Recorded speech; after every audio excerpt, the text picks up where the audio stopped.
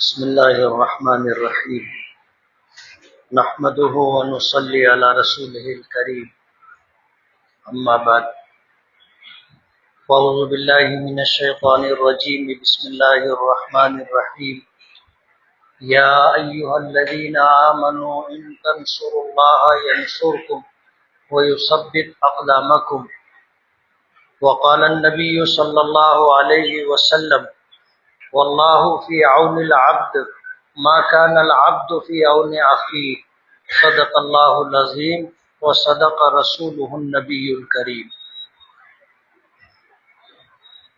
بزرگان محترم اور عزیز دوستو،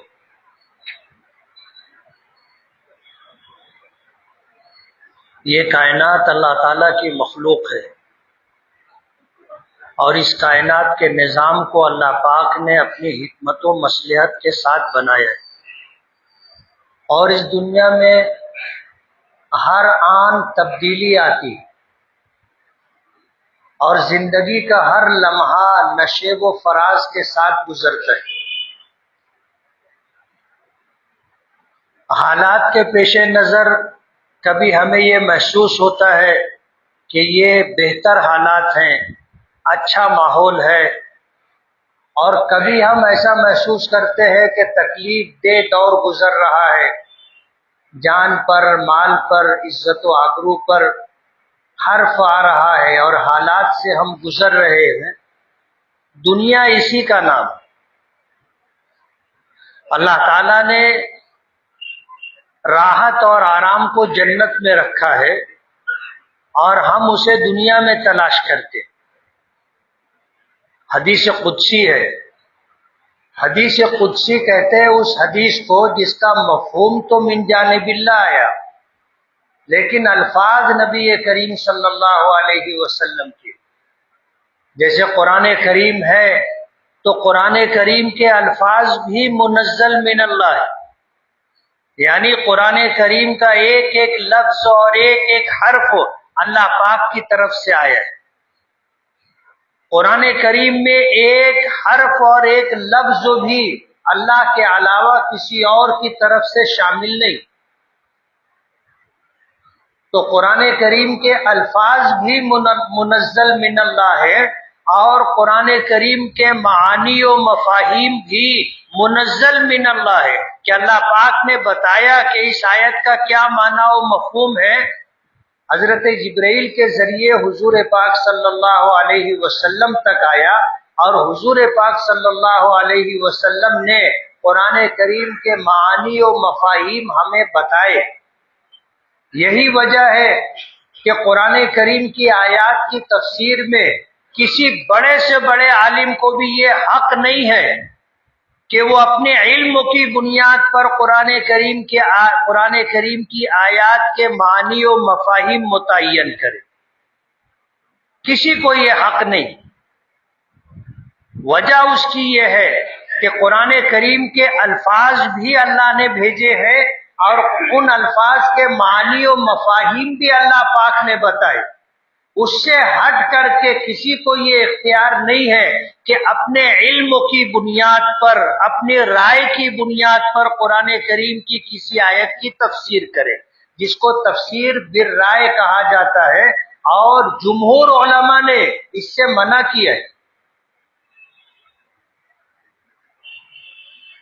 لیکن حدیث دو طرح کی ہوتی ہے، ایک ہوتی ہے حدیث قدسی، حدیث قدسی کہ الفاظ معانی تو اللہ پاک کی طرف سے آئے، لیکن اس کو الفاظ کا پیراہن نبی کریم صلی اللہ علیہ وسلم نے دیا۔ اس کو کہتے ہیں حدیث قدسی، کہ الفاظ نبی کریم صلی اللہ علیہ وسلم کے ہیں لیکن اس کا معنی و مفہوم اللہ پاک کی طرف سے آیا۔ تو یہ حدیث قدسی ایک ہے حدیث پاک جس میں الفاظ بھی نبی کریم صلی اللہ علیہ وسلم کے ہیں اور معنی و مفہوم اللہ پاک کی طرف سے اتارا نہیں گیا، بلکہ قرآن کریم کی آیات کو دیکھ کر کے نبی کریم صلی اللہ علیہ وسلم نے جو دین و شریعت اللہ پاک کی طرف سے آئی تھی اس کے پیش نظر اپنی امت کی رہنمائی کی، اس کو حدیث کہا جاتا ہے۔ تو ایک ہے حدیث قدسی، اللہ پاک کی طرف سے معانی و مفاہیم آئے تھے اور نبی کریم صلی اللہ علیہ وسلم نے الفاظ کا پیراہن دیا اور اپنی امت کو یہ بات بتائی۔ قرآن کریم کی آیت میں نے پڑھی ہے کہ یا ایھا الذین آمنوا، اے ایمان والو، ان تنصروا اللہ ینصرکم، اگر تم اللہ کی مدد کرو گے تو اللہ بھی تمہاری مدد کرے گا، وَيُثَبِّتْ أَقْدَامَكُمْ، اور تمہارے قدموں کو اللہ جما دے گا، ثابت قدم رکھے گا۔ اور ایک حدیث میں نے پڑھی ہے، اللہ کے رسول صلی اللہ علیہ وسلم فرماتے ہیں کہ اللہ اس وقت تک بندے کی مدد کرتا رہتا ہے جب تک بندہ اپنے بھائی کی مدد کرتا رہتا ہے۔ واللہ فی عون العبد، اللہ تعالیٰ اپنے بندے کی اس وقت تک مدد کرتا رہتا ہے، ما کان العبد فی عون اخیہ، جب تک بندہ اپنے بھائی کی مدد کرتا رہتا ہے۔ دنیا کا یہ نظام ہے، اللہ پاک نے اس کائنات کو پیدا کیا، اس کے نظام کو اللہ اپنی حکمت اور مصلحت کے ساتھ چلاتے۔ تو دنیا میں حالات آتے ہیں، کبھی ہمیں ایسا لگتا ہے کہ اچھے حالات ہیں، کبھی ایسا لگتا ہے کہ حالات اچھے نہیں۔ یہی وجہ ہے اس دنیا کے نظام کو چلانے کے لیے جو حکمتیں مصلحتیں اللہ پاک کی طرف سے طے ہیں، انہی حالات کے پیش نظر ہمیں زندگی گزارنا ہے۔ آج جمعیت علماء کی طرف سے آپ سے اپیل کی گئی کہ پنجاب اور ملک کے دیگر علاقوں میں انتہائی تباہ کن سیلاب آیا ہے، اور اس سیلاب کی وجہ سے لاکھوں لوگ بے گھر ہو گئے۔ جمعیت علماء کوئی آج کی تنظیم نہیں، اس کے قیام کو 100 سال سے زیادہ زمانہ گزر چکا۔ جمعیت علماء نے اس ملک کی آزادی کے لیے ایک پروگرام ترتیب دیا تھا۔ جمعیت علماء کا نام بعد میں طے ہوا، ورنہ علماء کی یہ جماعت اس ملک کی آزادی کے لیے پہلے سے کام کر رہی تھی۔ ملک جب غلام ہوا تو شاہ عبدالعزیز محدث دہلوی رحمت اللہ علیہ نے پہلا فتویٰ جاری کیا تھا، جہاں سے آزادی کی لڑائی شروع ہوئی، ملک کی آزادی کے لیے جد و جہد شروع کی گئی۔ شاہ عبدالعزیز رحمت اللہ علیہ نے فتویٰ دیا تھا کہ اب ملک غلام ہو گیا ہے اور اس ملک کی آزادی کے لیے جد و جہد کرنا ہر مسلمان پر فرض ہے۔ وہاں سے ملک کی آزادی کی جد و جہد شروع ہوئی، اور پھر سینکڑوں سال لڑائی لڑنے کے بعد، لاکھوں لوگوں کی قربانی دینے کے بعد یہ ملک آزاد ہوا۔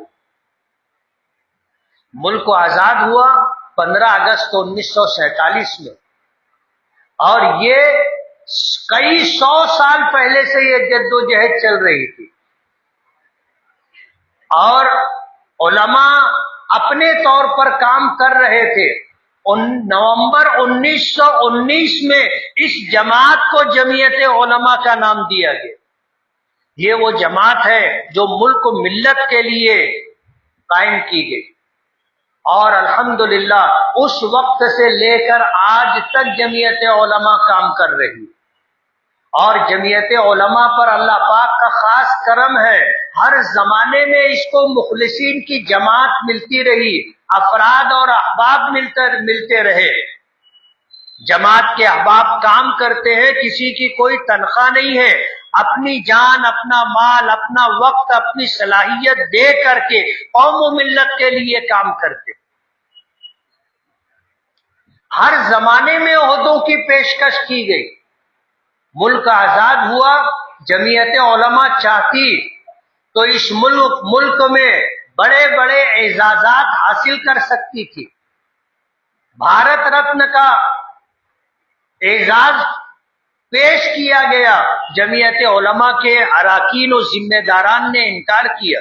حکومت کی پیشکش کی گئی کہ آپ شریک ہو جائیں، جمعیت علماء نے انکار کیا۔ مسجدوں سے جڑے رہے، خانقاہوں سے جڑے رہے، مدرسوں سے جڑے رہے، حکومت وقت کی طرف سے بڑی بڑی پیشکش ملنے کے بعد بھی کبھی اس طرف آئے نہیں۔ اور جمعیت علماء نے اعلان کر دیا کہ جمعیت علماء ایک سماجی خدمتگار تنظیم ہے، اس کا سیاست سے کوئی تعلق نہیں ہے۔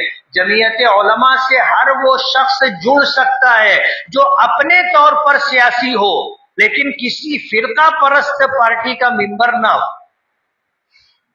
لیکن من حیث الجماعت جمعیت علماء نے سیاست کا راستہ چھوڑ کر کے قوم و ملت کی خدمت کا راستہ اختیار کیا، اور جمعیت کے احباب کو کبھی کسی کی پرواہ بھی نہیں رہی۔ جمعیت پر الزامات لگتے رہے۔ ماضی میں جمعیت علماء کے متعلق کہا جاتا رہا کہ یہ کانگریس کی لونڈی ہے، لیکن جمعیت نے کبھی اس کی پرواہ نہیں کی۔ ظاہر بات ہے، ملک کی آزادی کے لیے جمعیت علماء اور کانگریس ساتھ ساتھ میں رہے، اور اس ملک کی لڑائی دونوں نے ساتھ مل کر کے لڑی۔ ہم پہلے سے میدان میں تھے، علماء کرام پہلے سے جدوجہد کر رہے تھے۔ کانگریس بعد میں بنی، اور کانگریس سیاسی پارٹی تھی، جمعیت علماء نے اس کو اپنے ساتھ لیا، اس کا ساتھ دیا، اور ملک کی آزادی کے لیے جدوجہد اور کوشش کی۔ ایک لمبا زمانہ اس پارٹی کے ساتھ جمعیت علماء کا گزرا۔ ظاہر بات ہے، ملک کی آزادی کے بعد وہی برسر اقتدار رہے، اور بلا شرکت غیر 40-50 سال تک تنے تنہا کانگریس پارٹی نے اس ملک پر حکومت کی۔ حالات تو بعد میں بدلے۔ الزام جمعیت علماء پہ لگتا رہا کہ یہ کانگریس کی لونڈی ہے، لیکن جمعیت نے کبھی پرواہ نہیں کی، جمعیت کام کرتی رہی۔ بھاگلپور کا فساد ہوا 1991 میں، ملیانہ میرٹھ کا فساد ہوا، جمعیت علماء نے ہمیشہ تباہ حال لوگوں کی مدد کی، الزامات سہے۔ لوگوں نے کہا کہ بس جمعیت کا کام کیا، صرف ریلیف اکٹھا کرنا اور ریلیف پہنچانا۔ لیکن الحمدللہ کبھی یہ الزام نہیں لگا کہ جمعیت علماء نے ریلیف جمع کی اور کھا گئی۔ 2008 کا فساد بھیونڈی میں ہوا، مالیگاؤں جمعیت علماء سب سے پہلے ریلیف لے کر کے پہنچی۔ 1992 کا فساد بمبئی کا ہوا، پورے ملک سے کوئی ریلیف لے کر کے جانے کی ہمت نہیں رکھتا تھا، بمبئی فوج کے حوالے تھا۔ مالیگاؤں جمعیت علماء کے ذمہ داران نے شہر کے ذمہ داروں کو جمع کیا، اور 7-8 ٹرک کھانے کا سامان تیار کر کے کفن باندھ کے یہاں سے نکلے، اور بمبئی والوں تک ریلیف پہنچائی تھی۔ آج تک بمبئی کے لوگ جمعیت علماء مالیگاؤں کی اس خدمت کو مانتے ہیں اور اس کا اعتراف کرتے کہ کوئی بھیونڈی والے بمبئی نہیں پہنچ سکے تھے، مالیگاؤں کے لوگ بمبئی ریلیف لے کر کے پہنچے تھے۔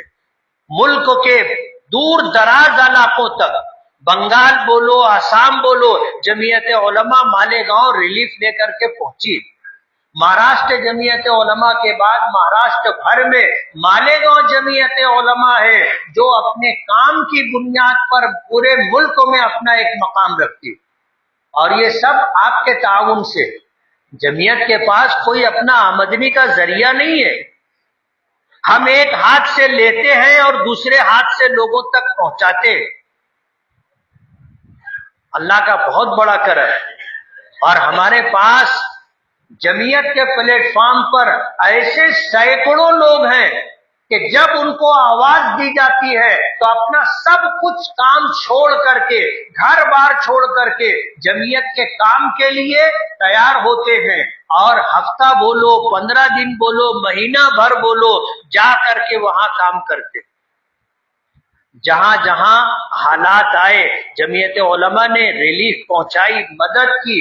مکانات اجڑ گئے تھے، تباہ و برباد ہو گئے تھے، جمعیت علماء نے مکانات بنا بنا کر کے دیے۔ مالیگاؤں میں پچھلے دنوں آگ زنی کے معاملے میں جتنے لوگوں کے مکانات جلے تھے، جمعیت علماء نے مکان بنا کر کے دیا، اور وہ آپ کے تعاون سے دیا۔ جمعیت علماء کوئی اپنی جیب سے نہیں دیتی، جمعیت علماء کے پاس اپنا کوئی کام آمدنی کا ذریعہ نہیں ہے، جمعیت کو آپ دیتے ہیں اور آپ کا دیا ہوا جمعیت لوگوں تک پہنچاتی ہے۔ اللہ کا بہت بڑا احسان ہے۔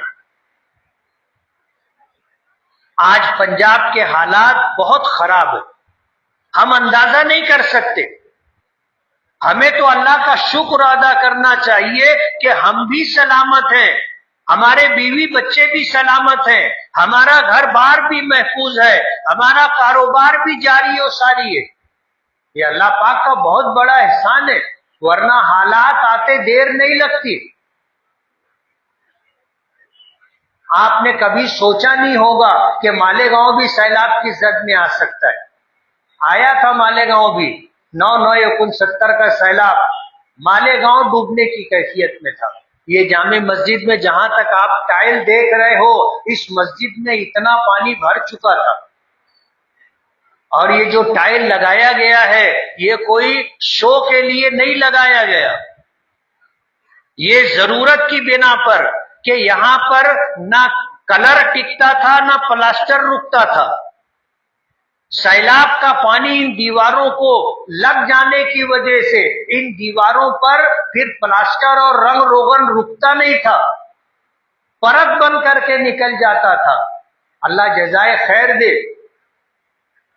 اس وقت کے ذمہ داران جو مسجد کے ذمہ دار تھے، حاجی احمد صاحب اور ماسٹر جمیل صاحب اور ان کے جو رفقا تھے، انہوں نے یہ فیصلہ کیا انجینئروں کے مشورے سے، تو یہ ٹائل لگائے گئے۔ نیا پورا اہل حدیث مسجد تک پانی آ گیا تھا۔ پرانے لوگ جانتے ہیں کہ اگر گرنا پل سے لگ کر کے جو روڈ راستہ ہے اگر وہ نہیں بہا ہوتا تو مالیگاؤں پانی میں ڈوب گیا ہوتا۔ تو حالات آتے دیر نہیں لگتی ہے۔ اللہ کی طاقت کے مظاہر ہیں آگ، پانی اور ہوا۔ آج اتنی ترقی کے بعد بھی سائنس قدرت کے آگے مجبور ہے، قدرت کے آگے بے بس ہے۔ آج پنجاب کے جو حالات ہیں، لاکھوں لوگ بے گھر ہو گئے، گھر بہہ گیا، گھر کے سامان و اسباب سب بہہ گئے، جانور سب بہہ گئے۔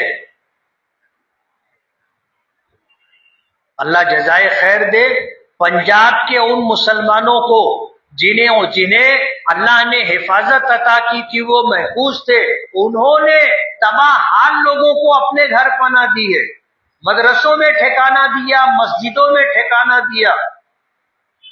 اللہ تعالیٰ مولانا ارشد مدنی صاحب کی عمر میں برکت عطا فرمائے۔ ایک آواز پر پورے ملک سے لوگ مدد لے کر کے پنجاب پہنچ رہے۔ حکومت کی ابھی تک آنکھ نہیں کھلی ہے، اور حکومت نے آج تک سیلاب زدگان کی مدد کے لیے کوئی اعلان نہیں کیا، لیکن جمعیت علماء کے ایک اعلان پر پورے ملک میں لوگ کام کر رہے ہیں۔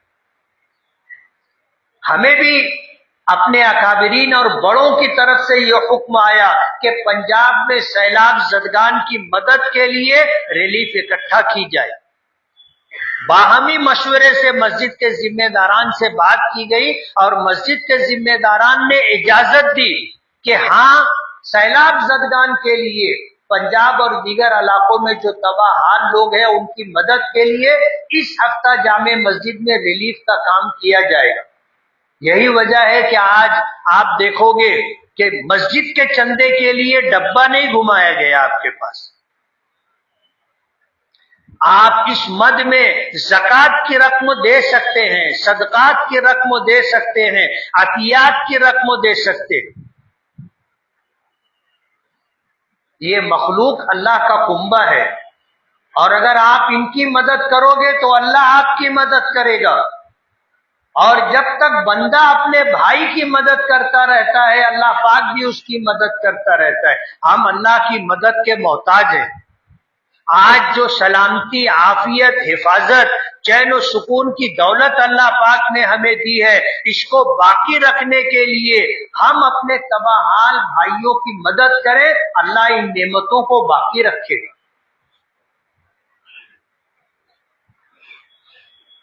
ورنہ حالات آتے دیر نہیں لگتی. اللہ دینا چاہے تو بہت مشہور جملہ ہے کہ چھپر پھاڑ کے دیتا ہے، اور لینا چاہے تو آدمی کی عقل حیران ہو جاتی کہ یہ ہو کیا گیا.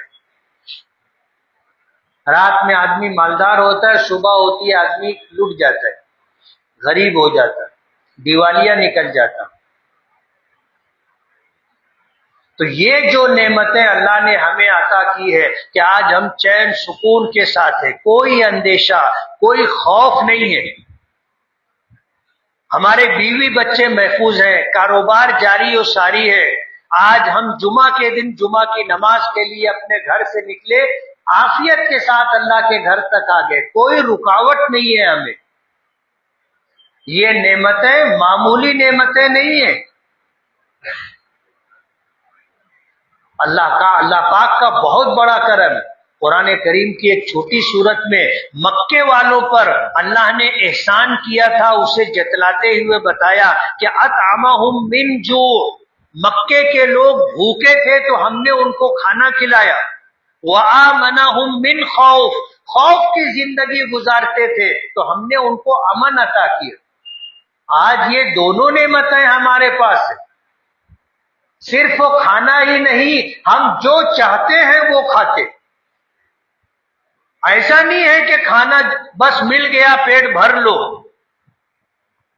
بلکہ اللہ نے ہمیں کھانے کی ایسی نعمتیں دی ہیں اور ایسی حیثیت اور استطاعت دی ہے کہ ہم صبح ناشتے میں جو چاہتے ہیں وہ کھاتے، دوپہر کے کھانے میں جو چاہتے ہیں وہ کھاتے، رات کے کھانے میں جو چاہتے ہیں وہ کھاتے. اللہ نے ہم کو ایسی نعمتیں عطا کی اور بے خوف اور مطمئن زندگی. ہمیں اپنی جان کا خطرہ نہیں ہے، مال و اسباب کے لٹ جانے کا خطرہ نہیں ہے، بیوی بچوں کے تباہ ہو جانے کا ہمیں کوئی اندیشہ نہیں ہے. اللہ پاک کی طرف سے یہ جو نعمتیں ہیں معمولی نعمتیں نہیں ہے. آپ بھوک ان سے پوچھو جو غزہ کے مسلمان فلسطین میں جھیل رہے ہیں، جن کے وزن 70-80 کلو کے تھے، آج 25-30 کلو کے ان کے وزن ہو گئے. بچوں کی حالت دیکھو تو اندازہ ہوتا ہے کیا ہو رہا ہے. پوری دنیا تماشائی، کوئی مدد کرنے والا نہیں ہے مسلمانوں کی. ہمیں اپنا مسئلہ خود حل کرنا ہوگا. ہم فلسطین نہیں جا سکتے، غزہ نہیں جا سکتے، وہاں کے بھوکوں کو کھانا نہیں کھلا سکتے، لیکن ہم جو کر سکتے ہیں وہ ہمیں کرنا ہے. جمعیت علماء کی آپ سے اپیل ہے، گزارش ہے کہ آج اس وقت ہمارے ملک میں، پنجاب میں جو تباہ حالی ہے، جو بے گھر، لاکھوں لوگ بے گھر ہو گئے ہیں، کاروبار ختم ہو گیا، جانور سب بہ گئے، گھر کا گھر بہ کر کے چلا گیا. ایسے حالات کے اندر ان کی مدد کرنا ہماری ذمہ داری ہے. اور ہم جو دیں گے ظاہر بات ہے ہم اپنے اختیار سے دیں گے. ایسا نہیں ہے کہ ہم اپنا سب کچھ اٹھا کر کے دے دیں. شریعت نے ہمیں اس سے منع کیا. ہم اپنا سب اٹھا کر کے دے دیں اور کل ہم بھیک مانگنے کے لیے باہر نکل جائیں، شریعت نے اس کو پسند نہیں کیا. ہم اپنی حیثیت کے مطابق جو دے سکتے ہوں اس کو دینے میں گریز نہیں کرنا چاہیے. مجھے آپ کی حالت نہیں معلوم ہے، آپ کی حیثیت کا پتہ نہیں ہے، میرے بارے میں آپ نہیں جانتے، لیکن اللہ آپ کو بھی جانتا ہے، مجھ کو بھی جانتا ہے. اور مصیبت کی اس گھڑی میں ہم کیا مدد کے طور پر دے رہے ہیں اور ہماری کیا حیثیت ہے اللہ کو معلوم ہے. اس لیے جمعیت علماء کی آپ سے اپیل ہے، گزارش ہے، جمعیت علماء ان جیسے کاموں میں کبھی پیچھے نہیں رہتی. اعتراض کرنے والے اعتراض کرتے رہیں گے اور الزام لگانے والے الزام لگاتے رہیں گے. ہم نے کبھی اس کی پرواہ بھی نہیں کی ہے اور ہم نے کبھی کسی کو جواب بھی نہیں دیا ہے. ہمارا جواب خاموشی ہے، ہمارا جواب کام ہے. اور اللہ کا بہت بڑا کرم ہے کہ خاموشی ایک بہت باوقار اور بہت بامعنی جواب ہوتا ہے. کام کر کے دینا چاہیے، کام بولتا ہے. کہنے والوں نے کہا ہے کہ خاموشی سے اتنی محنت کرو کہ آپ کی کامیابی شور مچانے لگ جائے. کام کرنا ہے آپ کو، خاموشی سے کام کرتے رہو. آواز دینے والے آواز دیتے رہیں گے، راستہ روکنے والے راستہ روکنے کی کوشش کرتے رہیں گے. ہر زمانے میں اچھے اور برے لوگ ہیں. خوش نصیب ہوتے ہیں وہ لوگ جن سے اللہ پاک بھلائی کے کام لے لیتا ہے. بد نصیب ہوتے ہیں وہ لوگ جو برائی کے کاموں میں ملوث ہوتے. ہوگا وہی جو اللہ پاک کا فیصلہ ہے. ایسا نہیں ہے کہ آپ بگاڑنے کے لیے آ گئے تو کسی کا بگڑ جائے گا، ایسا کچھ بھی نہیں. ہوگا وہی جو میرے رب کا فیصلہ ہے. اس لیے آج اس وقت پنجاب میں جو سیلاب آیا ہے اور جمعیت علماء کے اکابرین اور ذمہ داران نے مالیگاؤں کے لوگوں کو خاص طور پر اس طرف متوجہ کیا ہے. آپ کو یاد ہوگا چند سالوں پہلے کوکن میں سیلاب آیا اور ایسی تباہی مچی تھی کہ گاؤں کا گاؤں ختم ہو گیا تھا. اس وقت مہاراشٹر جمعیت علماء نے ہم کو پابند کیا تھا کہ مالیگاؤں کے لوگ 20 لاکھ روپیہ دیں گے. میں نے اپنے ساتھیوں سے مشورہ کرنے کے بعد کہا تھا کہ آپ 20 لاکھ روپیہ مالیگاؤں سے مانگ رہے ہیں، مالیگاؤں کے لوگ آپ کو 25 لاکھ روپیہ دیں گے. اور اللہ کا کرم ہے، ہم نے پہلی جو قسط بھیجی تھی وہ 25 لاکھ تھی. بعد میں جو اور جمع ہوا ہم نے وہ بھی بھیجا. تو ہمیں مالیگاؤں کے لوگوں کے تعلق سے اطمینان ہے. اللہ کا بہت بڑا کرم ہے، اللہ نے ہمارے شہر کو دینے والا بنایا ہے. ہمارا شہر دیتا رہا ہے اور جب تک ہم میں یہ صفت رہے گی ہم اللہ کے بندوں کی مدد کرتے رہیں گے، اللہ ہماری مدد کرتا رہے. اس لیے آپ سے گزارش ہے کہ پنجاب کے سیلاب زدگان کے لیے جمعیت علماء کے احباب آئے ہیں اور نماز کے بعد دروازوں پر آپ کے تعاون کے منتظر ہوں گے. آپ سے گزارش یہ ہے کہ آپ سے جو بن سکتا ہو آپ دیجئے. ہم آپ کا دیا ہوا لے کر کے انشاءاللہ پوری رقم پنجاب کے سیلاب زدگان تک پہنچانے کی کوشش کریں گے. اللہ تعالیٰ آپ کی، ہماری اور پورے ملک میں، پوری دنیا میں جہاں کہیں اہل ایمان بستے ہیں، اللہ ان کی جان کی، مال کی، دین و ایمان کی عزت و آبرو کی حفاظت فرمائے اور اللہ ہمیں صراط مستقیم پر رکھے اور ہمیشہ لوگوں کا مددگار بنا کر کے رکھے. اللہ ہمیں مخلوق کی محتاجگی سے بچائے. وآخر دعوانا الحمدللہ رب العالمین.